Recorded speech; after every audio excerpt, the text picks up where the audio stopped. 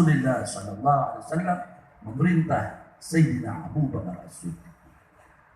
Waktu itu hanya beberapa jam sebelum kewafatan baginda yang mulia.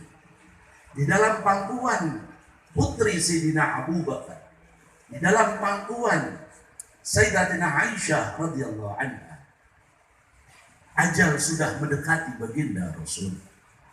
Kedua malaikat sowan menghadap baginda Rasul, mendapatkan perintah yang malaikat ini tidak mampu untuk mengutarakannya, karena ini urusan roh yang akan diambil oleh malaikat ini. Sowan kepada Hadratul Rasul, mengutarakan perintah daripada Allah Jalla Jalaluh. Itu pun apabila baginda yang mulia menghendakinya. Karena itu perintah Allah. Kamu datang kepada Habibku, kamu datang kepada kekasihku, kalau beliau mau. Kalau beliau mau. Kalau tidak, turuti apa yang dimaui oleh Habibku kekasih. Datang soal malaikat Azrail untuk mencabut roh Rasulullah SAW. Tanggal 12 Rabiul Awal, hari Senin, wafatul Rasulullah SAW. Sebelum meninggal, sang putri dikabarkan bahwa ayahandanya sudah dalam keadaan sakaratul maut. Suara sudah tidak keluar. Akan tetapi Rasulullah memberikan isyarat dengan siwak. Memberikan isyarat minta disiwaki. Kemudian Rasulullah bersiwak. Maka sebagian orang, kalau ruh akan keluar, sunnah untuk dipakaikan siwak. Rasulullah memberikan isyarat kepada putri tercintanya. Manusia pilihan Allah Al-Batul, yang pernikahannya saja sudah dinikahkan sebelum wujud di alam dunia. Coba lihat dalam kitab Al-Batul. Saya punya kitab 100 wanita-wanita populer. Saya beli dari Hadramaut. Ada juga keterangan pernikahan Sayyidina Fatimah dengan Sayyidina Ali sudah dilaksanakan sebelum beliau wujud di alam dunia. Itu dipanggil dengan isyarat oleh Rasulullah SAW. Saking pelannya itu suara, Sayyidah Aisyah yang di pinggir beliau tidak sempat mendengar. Suara apa itu? Percakapan apa? Antara sang ayahanda dengan sang putri pilihan Allah Subhanahu wa ta'ala. Kalau kita yang dengar pingsan. Tidak usah ulama, tidak usah Rasul. Kita pulang dari rumah sakit, kemudian dokternya mengatakan penyakit kita sudah parah. Jantung sudah tidak mulai rusak, ini sudah rusak. Terus dokter mengatakan umur bapak mungkin tinggal 3 hari. Pingsan apa sakit apa tambah mati orang itu. Ketakutan ini orang. Kita divonis penyakit yang belum tentu mati saja. Saya waktu mondok di Sarang tahun 91, antara setelah 3 tahun saya mau masuk ke pembahasan Alfiyah, saya kena penyakit parah. Setiap hari, setiap saya berangkat ke Sarang, berangkat ke madrasah dengan bawa kitab, setiap saya batuk maka akan keluar di gumpalan darah. Hampir 4 tahun. Dokter mengatakan sudah bahaya ini. Teman saya, inna lillahi wa inna ilaihi. Teman saya yang satu kamar meninggal. Ada teman ngomong sama sekbid, temannya antum meninggal. Sebenarnya dia mau ngomong, tunggu giliran antum. Kita begitu aja sudah ketakutan. Ini lisan la yantiqu in huwa illa wahyun yuha. Lisan baginda Rasul yang membisikkan kepada putri tercintanya. Yang sebelum dibisikkan itu keluar derayan air mata dari putri yang mulia. Nangis melihat sang ayahanda akan meninggal. Menangis dan menangis karena akan berpisah dengan orang yang sangat beliau kagumi. Tapi subhanallah, setelah bisikan itu berubah putri Rasulullah 180 derajat. Apa bisikannya? Ya Fatimah, kamu tidak usah menangis. Keluarga saya yang akan cepat meninggal setelah saya, kamu. Coba bayangkan. Nanti yang paling cepat kamu nusul. Wa fi riwayat 3 bulan, wa fi riwayat 4 bulan. 6 bulan. Coba bayangkan. Divonis meninggal oleh baginda Rasul. Setelah itu wajah beliau berseri-seri. Wajah beliau senang dan senang seakan-akan akan terbang. Mana arah yang akan kita tuju? Yakni aqidah Ahlus Sunnah wal Jamaah. Melihat riwayat itu, Sayyidah Aisyah bertanya, apa yang diucapkan Rasul? Rasulullah Sayyidah Fatimah menceritakan tentang tadi. Kehidupan yang harmonis antara keluarga Rasulullah SAW dengan keluarga para ashabul Rasul. Mereka menggembor-gemborkan tanah Fada, tanah yang dulu pernah punya Rasulullah SAW. Para Nabi mengatakan, nahnu ma'asyarul anbiya la nurithu dirhaman wa la nurithu dinaran bal nuwarithu ilman. Ada yang mengatakan nuwarithu. Kami, kata Rasulullah, keluarga Nabi tidak mewariskan dinar dan dirham, akan tetapi mewariskan ilmu. Salah besar, sangat dangkal otaknya apabila mengatakan, menuduh putri yang mulia Sayyidah Fatimah menuntut tanah Fada. Sangat-sangat jauh. Saya kemarin mendengarkan satu ceramah dari salah satu murid Sayyidina Habib Umar yang saya jarang mendengar. Kehidupan pribadi Sayyidina Habib Umar bin Muhammad bin Salim bin Hafid. Apa? Suatu hari ada orang meminta mengakui tanah yang Habib Umar punya. Habib punya tanah, kemudian diakui oleh orang. Kalau kita ribut, ini jauh. Sayyidina Habib Umar dengan Sayyidah Fatimah sangat jauh. Kita masih bisa melihat beliau. Kemudian Sayyidina Habib Umar menunjukkan sertifikat tanah yang memang atas nama beliau, tapi sudah terbeli oleh keluarga. Salah satu keluarga bilang, Habib, ini kan punya kita, kenapa diberikan kepada dia? Beliau mengatakan, ini tanah sertifikat udah sama saya. Cuma kalau punya kamu, ya berarti punya kamu. Kalau ternyata sertifikat tanah ini punya saya, berarti punya kamu. Kalau kita kan berarti punya. Kan gitu, orang awam kan gitu kan, berarti punya saya, karena ini adalah atas nama saya. Tapi beliau enggak, kalau ini atas nama kamu, dia buat kamu, kalau punya saya, ya tetap buat kamu. Sang putra bertanya, Bah, kenapa? Apa yang beliau katakan? Kamu enggak malu di hadapan Allah, kita hanya memperebutkan sepetak tanah. Sallu ala Nabi Muhammad. Ya Allah, kita di kampung hanya urusan sahas aja ribut. Urusan batas tanah aja ribut. Kadang-kadang sampai pukul-pukulan, sampai akan bunuh-membunuh. Itu akhlak manusia yang masih hidup, hamba Allah, yang masih kita melihat. Maka sangat dangkal apabila mereka mengklaim putri Rasulullah SAW hanya memperebutkan satu bingkai tanah tentang tanah Fada. Jauh ya akhi, sangat-sangat jauh. Orang yang biasa, saya mohon maaf, saya pernah punya tanah 3.400 meter, diminta sama orang, Bib, ini punya saya. Kalau saya udah sama buah kamu, kalau ada saya masih punya, seneng ribut sama dia. Bib, ini punya saya, cuma saya lama-lama pusing. Lagi-lagi orang ini, lagi-lagi orang urusan tanah. Terpaksa saya izin dengan ibunda saya, dengan ayahanda saya, abah saya, umi saya. Bah, umi mohon izin. Ini terpaksa tanah saya kasihkan aja. Kenapa? Sumpah anda lihat orangnya. Lagi-lagi datang lagi. Ada urusan itu, ada sumpah umi. Tapi kamu enggak apa-apa, umi. Udah baktikan aja. Tak kasihkan tanahnya 3.400. Maka kalau kita menuduh putri Rasulullah, ya sangat jauh dong Allah. Otaknya ini tersumbat. Naudzubillah. Sallu ala habibukum Muhammad.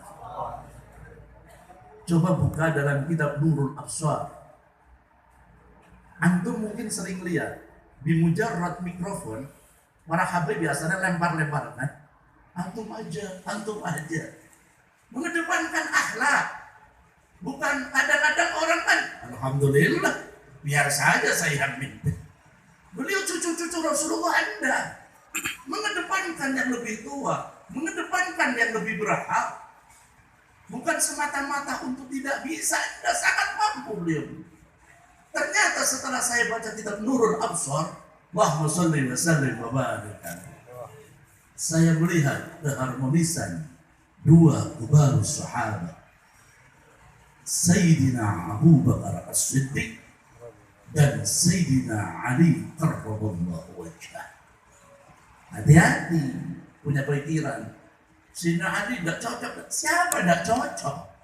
Anda ini siapa bila bisa menghukumi semacam itu?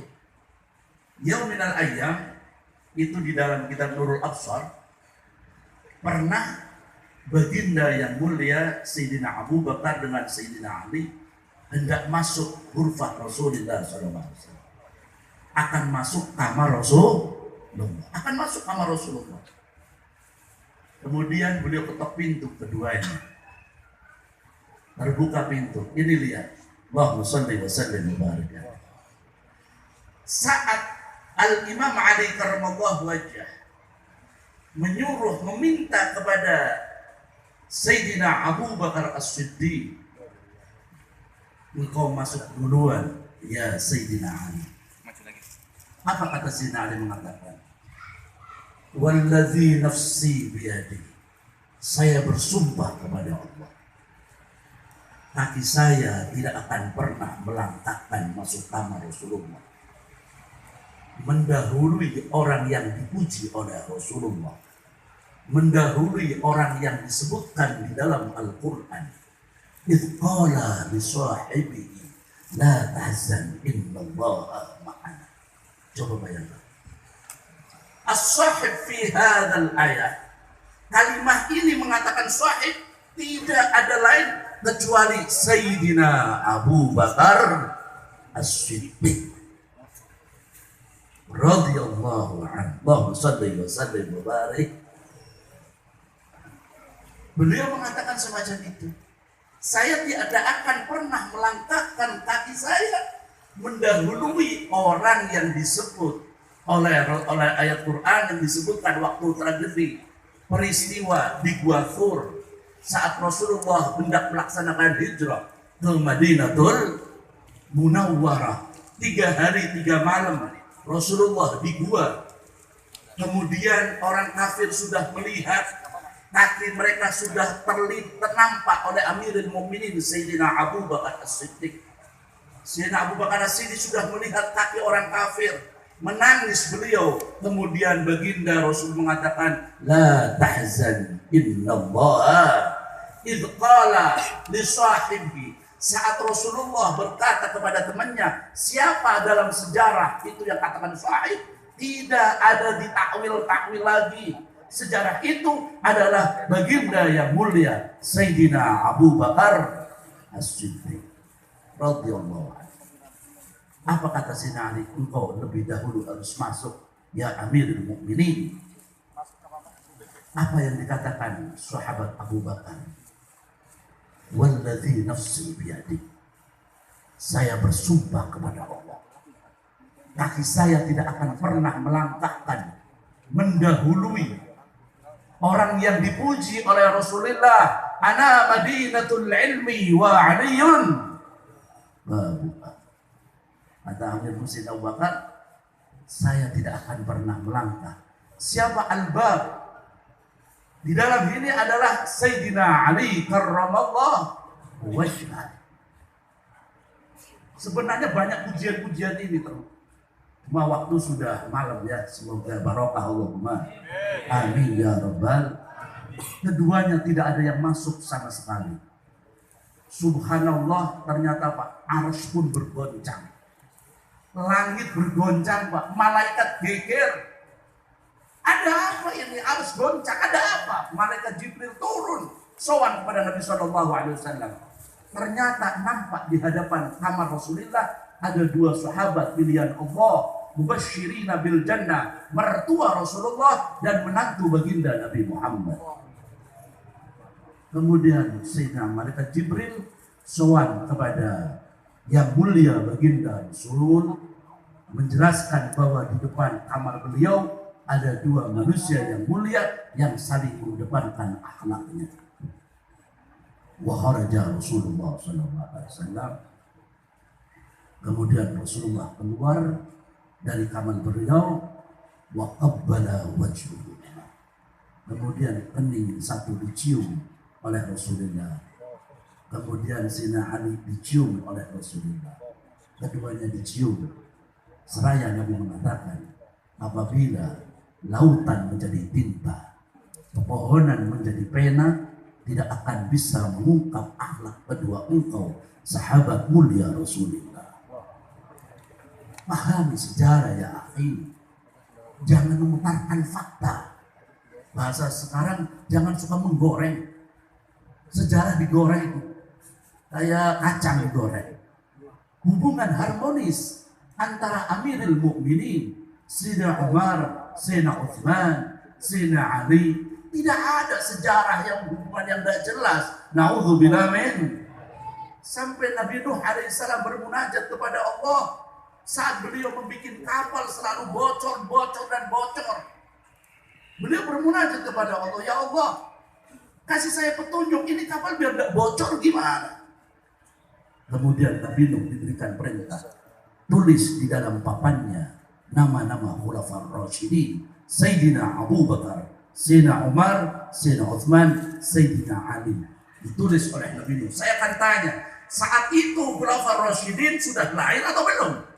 Belum. Jauh-jauh, beratus-ratusan tahun. Nabi Nuh diperintahkan oleh Allah untuk menghormati, mengambil keberkahan daripada ashabur Rasulullah SAW.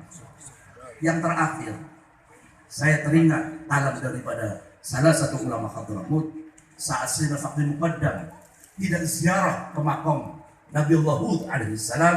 Beliau dalam keadaan sakit, maka Nabi Hud alaihissalam datang kepada Sayyidina Fakih Muqaddam seraya mengatakan, illam tazur zurna. Kalau engkau tidak ziarah, saya akan ziarah kepadamu. Rumah Sayyidina Fakih Muqaddam sampai sekarang masih ada. Itu tinggi. Nabi Nuh tingginya hampir 15 meter.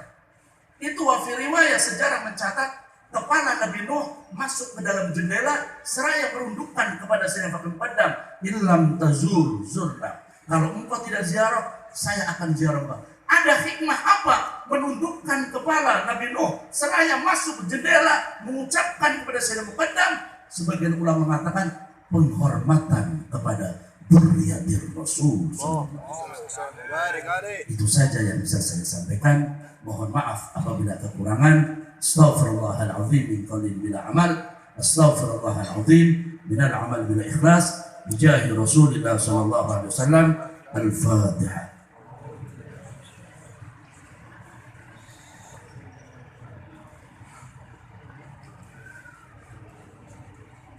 Sebelum saya menutup pengajian ini, saya minta Fatihah buat kedua orang tua saya yang beliau selalu hadir, Sayyidul Walid Al-Habib Ali bin Hasan Atas, Syarifah Syifa binti Muhammad bin Husain bin Amsyur Bakar, juga Ustaz Ahmad Suhammad Razawjati.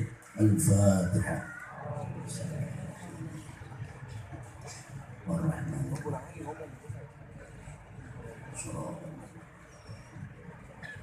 Allahumma fi al-Tariq. Assalamualaikum warahmatullahi wabarakatuh.